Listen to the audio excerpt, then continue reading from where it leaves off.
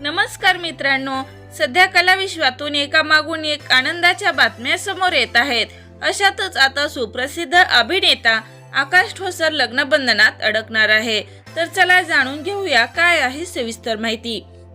आकाश ठोसर हे सैराट चित्रपटातील परशा या भूमिकेमुळे प्रसिद्धीस आला आहे। हा एक भारतीय अभिनेता आहे।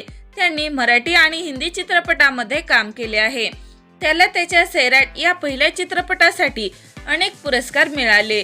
त्यांच्या कारकिर्दीची सुरुवात सैराटने झाली आणि ते सध्या मराठी चित्रपटामधून प्रेक्षकांच्या भेटीला येत आहेत। यांना फिल्मफेअर सर्वोत्तम पुरुष पदार्पण पुरस्कार प्राप्त आहे। तो सैराट या चित्रपटातून रातोरात स्टार बनला आहे। आकाश ठोसर हे तरुण पिढीतील एक लोकप्रिय अभिनेते आहेत। त्यांनी कमी वेळात मोठी लोकप्रियता मिळवली आहे। परंतु आकाश ठोसर हा अजून सिंगल असून लवकरच लग्नबंधनात अडकणार आहे। तर चला जाणून घेऊया परशाची होणारी बायको कोण आहे। तर आकाश ठोसर हा लवकरच निशिगंधा वाड यांचा जावई होणार आहे।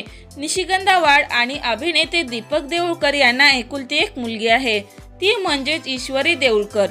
ती तिच्या आईसारखी सुंदर असून ती अभिनय क्षेत्रात पदार्पण करू शकते अशी शक्यता वर्तवली आहे, कारण ती एक गोल्ड मेडलिस्ट आहे आणि तिचे वडील दीपक देऊळकर यांनी माहिती सांगितली आहे।